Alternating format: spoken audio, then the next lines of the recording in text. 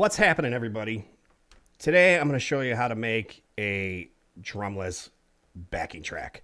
Now, since the dawn of time, well, not since the dawn of time, since the dawn of YouTube, drummers have been doing drum covers and struggled with how to get their drums that are recorded to sound good with the drums that are already on the bed track. There's flamming issues. Your snare drum doesn't sound like their snare drum. It's been a pain. Obviously, there's the Rock Band stuff that's floating around out there. There's the Guitar Hero stuff, but that's a limited amount of bed tracks that you can play with. There's the karaoke stuff, but obviously the karaoke stuff is not the original track. Using this method, you can take the original track and pull the drums out of it. My good buddy, Trey B, who is probably one of the best drummers on YouTube, is actually the guy that discovered this program. So I got to give credit to him, man. He was the dude. He's the man. He's the one that turned me onto this. And since then, a lot of other drummers have started using this. And the program is called X-Track Stems 2. That's what I use. Now there's a new version called X-Track Stems 4, where you can pull the bass out. That's not necessary for what we do. And if you look here, Sweetwater has it for $60.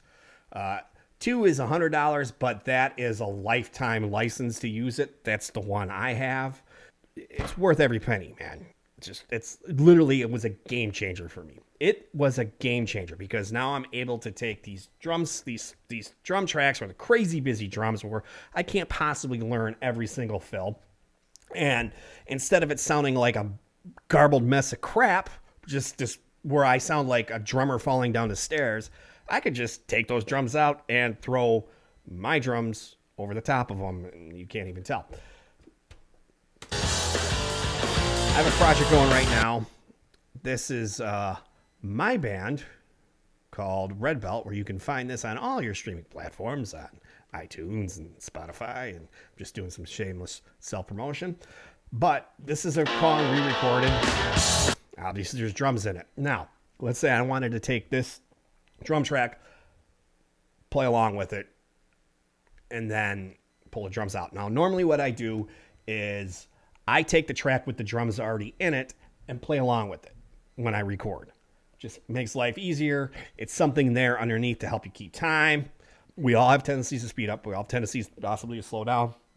This kind of eliminates that problem. So I would record with this right along here.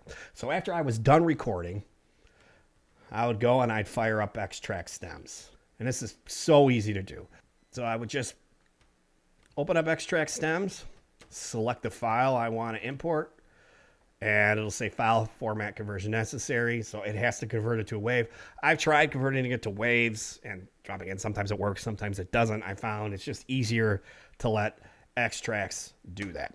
And what it's going to do is it's going to upload the source file. As you can see, it says here, uploading source file. What it's doing is it's uploading it to a server.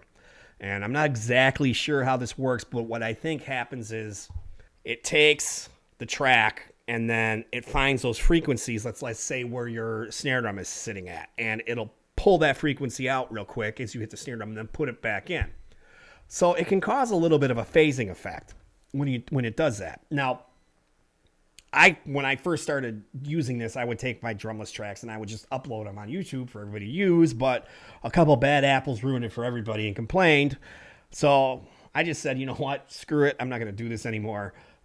You guys can buy the software and do it yourself. But since then, I have found a way to kind of minimize that problem. So if we over here, I already have the file uploaded, okay? So what I would always do before was I would just start the track, mute the drums, and because basically it's just like a mixer. It's like a mixer you use every day. But all I do is just mute the drums and let it go. I'd export the file like this. And you can hear it sounds kind of funny. And it's got those frequencies pulling out, coming back in. It's causing a bit of a phasing effect. What I learned was if I come down here to this little triangle thingamabobber right here, the separation balance, and what I'll do is if you kind of pull it this way, it kind of pulls the drums back in. And I think what this does is it kind of just fine tunes those frequencies a little bit. So it kind of minimizes that effect. So here's muted. Now, let me turn this down a little bit. Now what I'm going to do is I'm going to pull this triangle and I'm going to start putting those drums back in a little bit. Go back.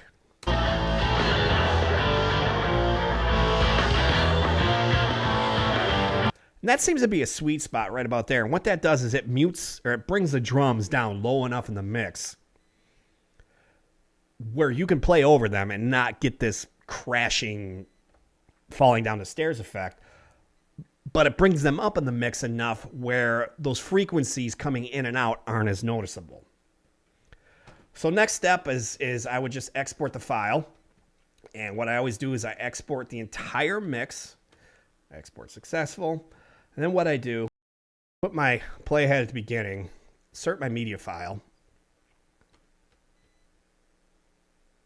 find my processed mix or my drumless mix, hit open, and for the most part, it's going to line it up for you. You can see here it's maybe a little bit ahead, so you would just nudge it. Do whatever you got to do to get rid of that phasing effect. A lot of times it'll line up right away for you. So check it out here.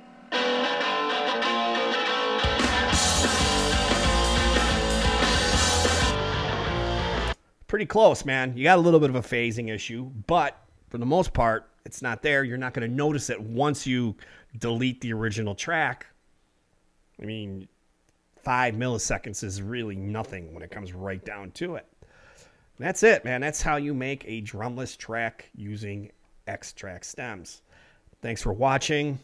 Hit the like button, hit the subscribe button, click the notification bell. It's all appreciated. I'll talk to you guys next time.